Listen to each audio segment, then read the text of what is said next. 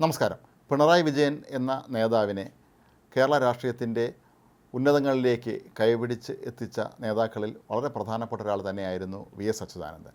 Pinarayi Vijayan CPM Kannur ജില്ലാ secretary ആയിരുന്ന സമയത്ത് മറ്റ് പ്രധാനപ്പെട്ട പദവികൾ വഹിച്ച സമയത്തുമൊക്കെ തന്നെ വി.എസിൻ്റെ ഏറ്റവും വിശ്വസ്തനായ അനുയായികൾ ഒരാൾ തന്നെയായിരുന്നു. അതുകൊണ്ട് തന്നെയാണ് 1996 ഇ.കെ. നായനാർ മന്ത്രിസഭയിൽ പിണറായി വിജയന് വൈദ്യുതി മന്ത്രിയാകാനും കഴിഞ്ഞിരുന്നു. ഈ കാലഘട്ടത്തിലാണ് അന്ന് CPM സംസ്ഥാന സെക്രട്ടറി ആയിരുന്ന ചടയൻ ഗോവിന്ദൻ പെട്ടെന്ന് അന്തരിക്കുന്നത്.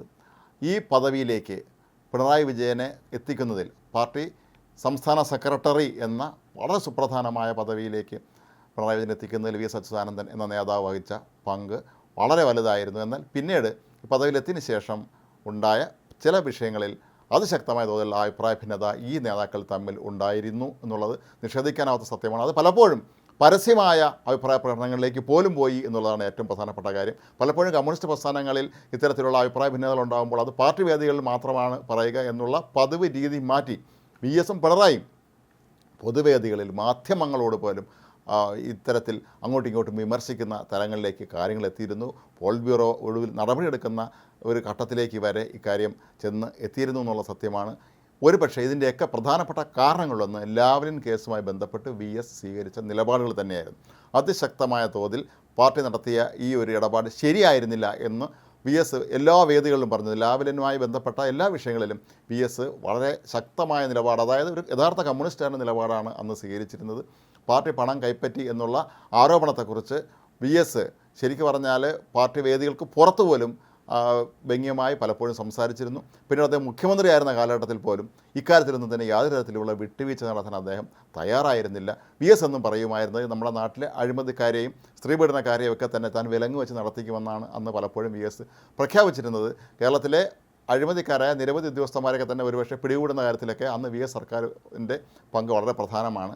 അതുപോലെ തന്നെയാണ് മൂന്നാറിലെ ഭൂമി കയ്യേറ്റം ഒഴിപ്പിക്കുന്ന കാര്യത്തിൽ വി.എസ്. സ്വീകരിച്ച കർശന നിലപാട് പാർട്ടിയിലെ ഒരു വലിയ വിഭാഗം നേതാക്കളെ അദ്ദേഹത്തിന് എതിരാക്കി എന്നുള്ളതും നമുക്ക് നിഷേധിക്കാനാവാത്ത സത്യമാണ്. പക്ഷേ അതൊക്കെ തന്നെ പ്രകൃതിക്ക് വേണ്ടിയാണ്, കേരളത്തിലെ മനുഷ്യർക്ക് വേണ്ടിയാണ് വി.എസ്. അന്നോട് പോരാടിയത് എന്നുള്ള കാര്യത്തിലൊന്നും യാതൊരു തർക്കവുമില്ല.